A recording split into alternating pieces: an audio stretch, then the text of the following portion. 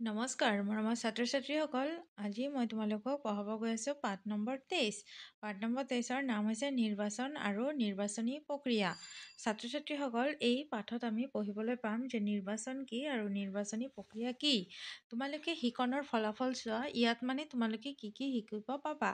নিৰ্বাচন কি এই বিষয়ে জানিব পাৰিবা, নিৰ্বাচনৰ বিভিন্ন প্ৰকাৰৰ বিষয়ে বুজিব পাৰিবা, ভাৰতবৰ্ষৰ প্ৰধান ৰাজনৈতিক দলসমূহৰ বিষয়ে থুলমূলকৈ আভাস পাবা, ভাৰতবৰ্ষৰ নিৰ্বাচন প্ৰক্ৰিয়াৰ বিষয়ে ইয়াত অৱগত হ'বা, গণতন্ত্ৰত শাসক আৰু বিৰোধী দলৰ ভূমিকাৰ বিষয়ে ধাৰণা লাভ কৰিব পাৰিবা। তাৰপিছত কি কৈছে চোৱা, কৈছে তোমালোকে আগৰ শ্ৰেণীত গণতন্ত্ৰৰ ওপৰত সম্যক ধাৰণা লাভ কৰিলা হওক। নিৰ্বাচন গণতান্ত্ৰিক শাসন ব্যৱস্থাৰ এটা অন্যতম দিশ। এখন গণতান্ত্ৰিক চৰকাৰ গঠন কৰিবৰ বাবে নিৰ্বাচন অপৰিহাৰ্য। মানে নিৰ্বাচন কৰিয়েই এটা চৰকাৰ গঠন হয়। এইটো তোমালোকে জানা, যিটো ভোট হয়, আমি কওঁ যে ভোট দিবলৈ যাওঁ, সেইটো হৈছে নিৰ্বাচন। এই পাঠটোৰ জৰিয়তে নিৰ্বাচননো কি এই বিষয়ে জানি লওঁ আহা। নিৰ্বাচন জনসাধাৰণৰ মত প্ৰকাশৰ এক গুৰুত্বপূৰ্ণ মাধ্যম। ভোটাৰসকলে নিৰ্দিষ্ট সময়ৰ অন্তৰে অন্তৰে সাংবিধানিক পদ্ধতিৰে তেওঁলোকৰ মাজৰ পৰা প্ৰতিনিধি বাছি পঠিওৱা প্ৰক্ৰিয়াটোক নিৰ্বাচন বুলি কোৱা হয়। ভাৰতবৰ্ষত 18 বছৰ বয়সৰ ওপৰৰ সকলো নাগৰিককে ভোটাধিকাৰ সাব্যস্ত কৰিব পাৰে। ইয়াত ধৰ্ম, বৰ্ণ, ভাষা, লিংগ, ধনী দুখীয়া নিৰ্বিশেষে নিৰ্দিষ্ট বয়সপ্ৰাপ্ত সকলো লোকে ভোটাধিকাৰ লাভ কৰে বাবে ইয়াক সাৰ্বজনীন প্ৰাপ্তবয়স্ক ভোটাধিকাৰ বোলা হয়। নিৰ্বাচনৰ প্ৰকাৰ। নিৰ্বাচন হৈছে কি দুই প্ৰকাৰ, এটা হৈছে প্ৰত্যক্ষ নিৰ্বাচন আৰু পৰোক্ষ নিৰ্বাচন। এতিয়া ইয়াত তোমালোকৰ প্ৰশ্ন হ'ব যে ভোটদানৰ বাবে নাগৰিকৰ বয়স কিমান হ'ব লাগে? 18 বছৰ হ'ব লাগে। নিৰ্বাচন কেই প্ৰকাৰ? দুই প্ৰকাৰ। কি কি? প্ৰত্যক্ষ নিৰ্বাচন আৰু পৰোক্ষ নিৰ্বাচন। এতিয়া প্ৰত্যক্ষ নিৰ্বাচননো কি সেইটো আমি এতিয়া পঢ়িবলৈ পাম। বুজি পাইছানে ছাত্ৰ ছাত্ৰীসকল? কি কৈছে চোৱা, যি নিৰ্বাচনত ভোটাৰসকলে পোনপটীয়াভাৱে ভোটদান কৰি প্ৰতিনিধি নিৰ্বাচন কৰে তেনে নিৰ্বাচনক প্ৰত্যক্ষ নিৰ্বাচন বোলে। এই নিৰ্বাচনত ভোটাৰসকল ব্যক্তিগতভাৱে ভোটকেন্দ্ৰলৈ যায়। ভোটকেন্দ্ৰত তেওঁলোকে বিভিন্ন প্ৰাৰ্থীৰ মাজৰ পৰা নিজৰ পচন্দৰ প্ৰাৰ্থীক ভোট দি নিৰ্বাচিত কৰি লয়। পৰোক্ষ নিৰ্বাচন, যি নিৰ্বাচনত ভোটাৰসকলে নিজে অংশগ্ৰহণ কৰাৰ সলনি তেওঁলোকৰ দ্বাৰা নিৰ্বাচিত প্ৰতিনিধিসকলে নিৰ্বাচনত অংশগ্ৰহণ কৰে, তেনে নিৰ্বাচনক পৰোক্ষ নিৰ্বাচন বোলে। উদাহৰণস্বৰূপে ভাৰতৰ ৰাষ্ট্ৰপতি আৰু উপ-ৰাষ্ট্ৰপতিক পৰোক্ষভাৱে নিৰ্বাচন কৰা হয়। এই নিৰ্বাচনত জনসাধাৰণে প্ৰত্যক্ষভাৱে নিৰ্বাচিত কৰি পঠিওৱা সাংসদ আৰু ৰাজ্যিক বিধানমণ্ডলৰ সদস্যসকলে অংশগ্ৰহণ কৰে। বুজি পাইছা? পৰোক্ষ নিৰ্বাচন হৈছে যি নিৰ্বাচনত ভোটাৰসকলে নিজে অংশগ্ৰহণ কৰাৰ সলনি তেওঁলোকৰ দ্বাৰা নিৰ্বাচিত প্ৰতিনিধিসকলেহে অংশগ্ৰহণ কৰে। আৰু প্ৰত্যক্ষ নিৰ্বাচনত কি হ'ব? ভোটাৰসকলে নিজেই তোমাৰ কি হ'ব, মানে নিজেই প্ৰত্যক্ষভাৱে অংশগ্ৰহণ কৰিব। নেক্সট আহিল ৰাজনৈতিক দল। গণতন্ত্ৰৰ এক অন্যতম অংগ হ'ল ৰাজনৈতিক দল। গণতান্ত্ৰিক পদ্ধতিৰে নিৰ্বাচন অনুষ্ঠিত কৰিবলৈ হ'লে ভোটাৰসকল যিদৰে অপৰিহাৰ্য ঠিক তেনেদৰে ৰাজনৈতিক দলসমূহ অপৰিহাৰ্য। বিশেষকৈ প্ৰতিনিধিমূলক গণতান্ত্ৰিক শাসন ব্যৱস্থাত ৰাজনৈতিক দলে গুৰুত্বপূৰ্ণ ভূমিকা গ্ৰহণ কৰে। আমাৰ দেশত নিৰ্দিষ্ট আদৰ্শৰ ভিত্তিত প্ৰতিষ্ঠিত বহুকেইটা ৰাজনৈতিক দল আছে। তাৰে কিছুমান ৰাষ্ট্ৰীয় দল আৰু কিছুমান হৈছে কি আঞ্চলিক দল। তোমালোকে দেখা নহয় ভোটৰ সময়ত বিভিন্ন দলৰ বিভিন্ন এটা চিহ্ন থাকে। ইয়াত তলত চব পদুম ফুল দিছে, হাতৰ চিহ্ন দিছে। তো পদুম ফুল কোন দলৰ চিহ্ন? ভাৰতীয় জনতা দলৰ। হাতৰ চিহ্ন কোন দলৰ? জাতীয় কংগ্ৰেছ দলৰ। তাৰপিছত কি কৈছে চোৱা, নিজস্ব মতাদৰ্শ প্ৰাধান্য দি দেশব্যাপী থকা সংগঠনৰ ভিত্তিত সাধাৰণতে একোটা ৰাজনৈতিক দল গঢ়ি উঠে। এই ৰাজনৈতিক দলে ৰাষ্ট্ৰীয় দল হিচাপে মৰ্যাদা লাভ কৰিবলৈ হ'লে নিৰ্বাচনী আয়োগৰ স্বীকৃতিপ্ৰাপ্ত হোৱাৰ উপৰি 3খন বা ততোধিক ৰাজ্য নিৰ্বাচনত প্ৰতিদ্বন্দ্বিতা কৰিবৰ বাবে পঞ্জীয়নভুক্ত হ'ব লাগে। ৰাষ্ট্ৰীয় দলৰ ভিতৰত কিছুমান দল হ'ল ভাৰতীয় জাতীয় কংগ্ৰেছ, ভাৰতীয় জনতা পাৰ্টি, ভাৰতৰ কমিউনিষ্ট পাৰ্টি, বহুজন সমাজ পাৰ্টি। এইবিলাক হৈছে কি ৰাষ্ট্ৰীয় দল। তো পৰীক্ষাত প্ৰশ্ন হ'ব পাৰে ছাত্ৰ-ছাত্ৰীসকল যে দুইটা ৰাষ্ট্ৰীয় দলৰ নাম লিখা, তেতিয়া তোমালোকে এইসমূহ লিখিবা। আৰু অসম গণ পৰিষদ হৈছে আঞ্চলিক দল। কৈছে আনহাতে কোনো ৰাজ্যৰ আঞ্চলিক স্বাৰ্থত গুৰুত্ব দি অঞ্চলটোৰ আৰ্থ-সামাজিক সাংস্কৃতিক বিকাশৰ উদ্দেশ্য আগত ৰাখি কিছুমান দল গঠন হয়। এই দলসমূহে যেতিয়া নিৰ্বাচন আয়োগৰ স্বীকৃতি লাভ কৰে তেতিয়া তাক আঞ্চলিক দল বোলে। আঞ্চলিক দলসমূহৰ ভিতৰত কিছুমান দল হ'ল অসম গণ পৰিষদ, আকালি দল, তেলেগু দশম পাৰ্টি।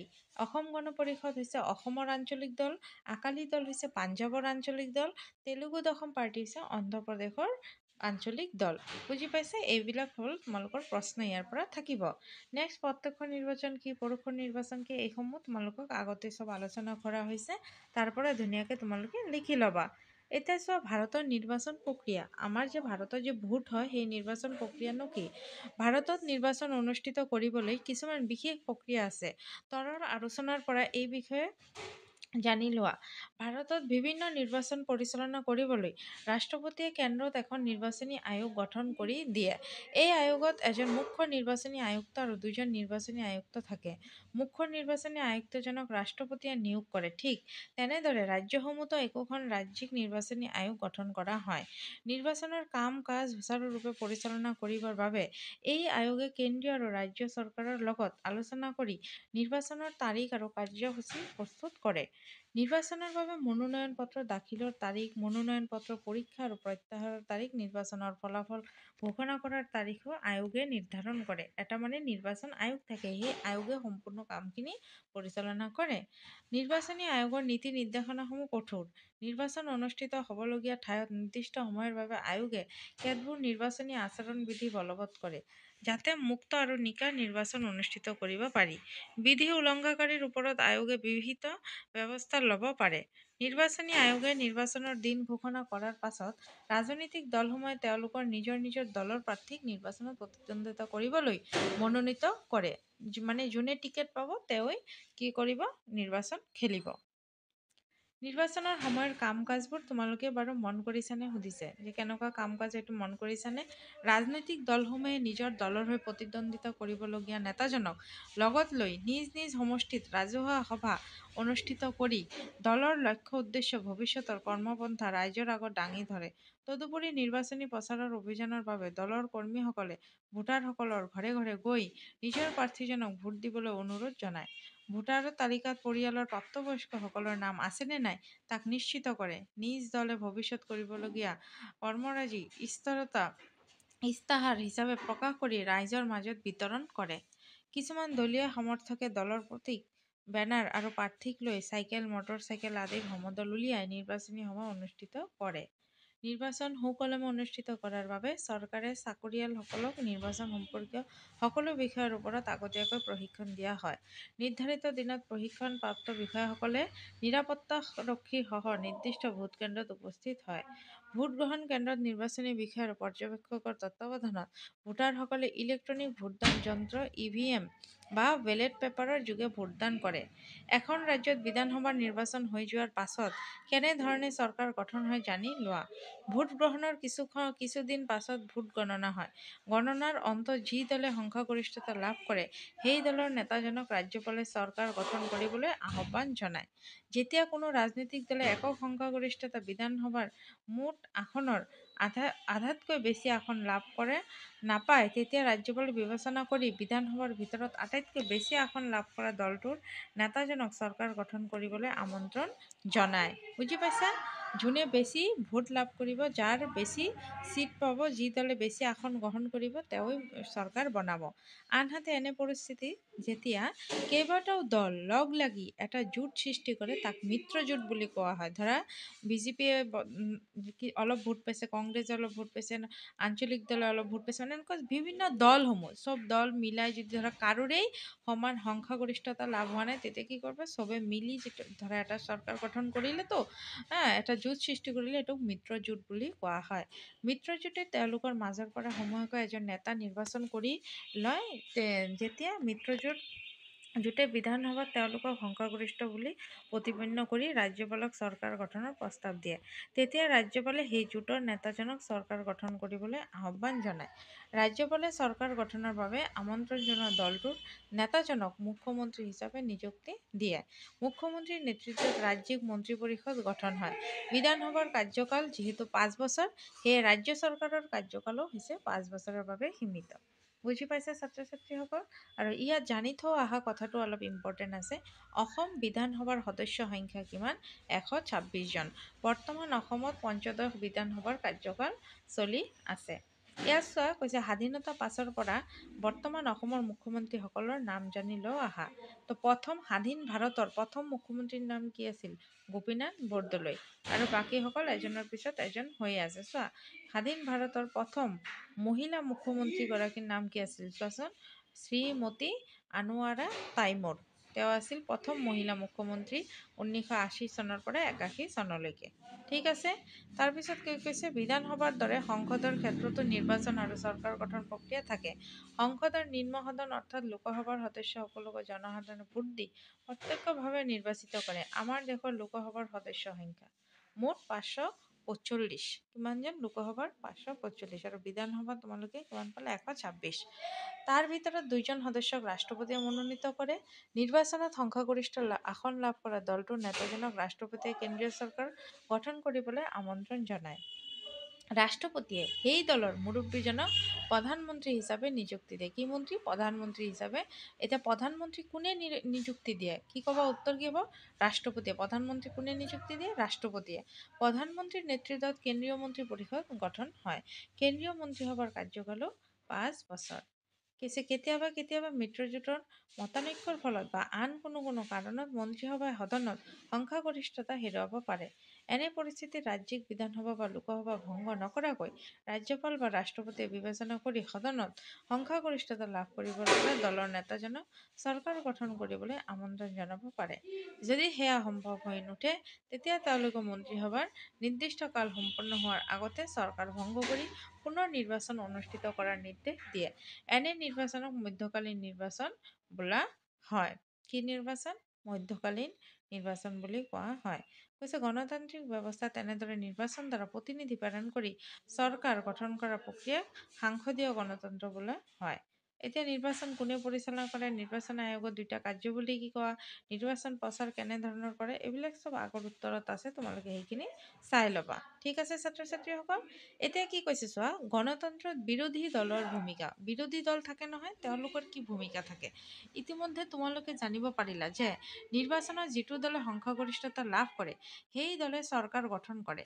এনেদৰে চৰকাৰ গঠন কৰা দলটোক আমি শাসক দল বুলি কওঁ। নিৰ্বাচনত যিটো দলে দ্বিতীয় স্থান লাভ কৰে আৰু মুঠ আসনৰ 10% আসন লাভ কৰে সেই দলটোৱে বিৰোধী দলৰ মৰ্যাদা লাভ কৰে। সংসদীয় গণতন্ত্ৰত শাসক দলৰ দৰে বিৰোধী দলেও এক গুৰুত্বপূৰ্ণ ভূমিকা পালন কৰে। বিৰোধী দল নোহোৱাকৈ গণতন্ত্ৰ কেতিয়াও সফল হ'ব নোৱাৰে। জনসাধাৰণৰ স্বাৰ্থ ৰক্ষাৰ বাবে বিৰোধী দল শক্তিশালী হোৱা উচিত। এখন গণতান্ত্ৰিক দেশত বিৰোধী দলে কেনেদৰে ভূমিকা লয় চাওঁ আহা। ইয়াত দিছে চোৱা। ৰাজনৈতিক সচেতনতা জগাই তুলি মুক্ত আৰু প্ৰতিযোগিতামূলক নিৰ্বাচন অনুষ্ঠিত কৰাত সহায় কৰে। চৰকাৰক সঠিক পথত ৰখাত সহায় কৰে। আইন প্ৰণয়নৰ ক্ষেত্ৰত গঠনমূলক পৰামৰ্শ আগবঢ়াই প্ৰয়োজন সাপেক্ষে দোষ কুটি উঙলিয়াই দিয়ে। কি চৰকাৰটোৱে ভুল কাম কৰি আছে সেইসমূহ কি কৰিব? আঙুলিয়াই দিব বিৰোধী পাৰ্টিয়ে। সদনৰ অধ্যক্ষৰ জৰিয়তে বিভাগীয় মন্ত্ৰীসকলৰ পৰা বিৰোধী দলে কামৰ খতিয়ান বিচাৰে আদি। চৰকাৰে যদি জনকল্যাণমূলক আঁচনি কাৰ্যকৰী নকৰে তেন্তে বিৰোধী দলে তাৰ সমালোচনা কৰি আঁচনিসমূহ কাৰ্যকৰণৰ বাবে সুস্থ জনমত গঠন কৰে। এইবিলাক হৈছে চৰকাৰৰ ক্ষেত্ৰত আমাৰ বিৰোধী দলৰ ভূমিকা। বিৰোধী দলে কি কৰে? শক্তিশালী হোৱাত কিন্তু সহায় কৰে। বুজিছা? আৰু ইয়াত মনত ৰাখিবলগীয়া কথাখিনি তোমালোকৰ বাবে ইম্পৰ্টেণ্ট হয়। মই আগতেও কওঁ সদায় যদি কয় যে নিৰ্বাচন কাক বোলে তেতিয়া তোমালোকে এই প্ৰথম পইণ্টটো লিখিবা। গণতান্ত্ৰিক শাসন ব্যৱস্থাত ভোটাৰসকলে নিৰ্দিষ্ট সময়ৰ অন্তৰে সাংবিধানিক পদ্ধতিত তেওঁলোকৰ মাজৰ পৰা প্ৰতিনিধি বাছি পঠিওৱা প্ৰক্ৰিয়াটোকে কি বোলে? নিৰ্বাচন বোলে। বুজি পাইছে ছাত্ৰ ছাত্ৰীসকল? আৰু মই বাকী কুৱেশ্যন এনচাৰকেইটা ইয়াত চব দি দিছোঁ তোমালোকে সেইখিনি ধুনীয়াকৈ নিজৰ বহীত লিখি ল'বা। আৰু ভিতৰে মই পাঠটো পঢ়াৰ সময়ত যিখিনি প্ৰশ্ন উত্তৰ ক'লোঁ ভিতৰে প্ৰশ্ন উত্তৰখিনি তোমালোকে নিজে ধুনীয়াকৈ নোট কৰি লিখি ল'বা। ঠিক আছে? সকলোৱে ভালে থাকিবা, সুস্থ থাকিবা। আৰু ভিডিঅ'টো চোৱাৰ বাবে তোমালোকে সকলোকে ধন্যবাদ। ঠিক আছে? থেংক ইউ ছাত্ৰ ছাত্ৰীসকল। আৰু যদি ভিডিঅ'সমূহ চাই ভাল লাগে তেতিয়াহ'লে কমেণ্ট ছেকশ্যনত এটা লাইক শ্বেয়াৰ কৰি দিবা আৰু জনাই দিবা যে ভিডিঅ' চাই কেনেকুৱা লাগিছে। হ'ব? ঠিক আছে, থেংক ইউ।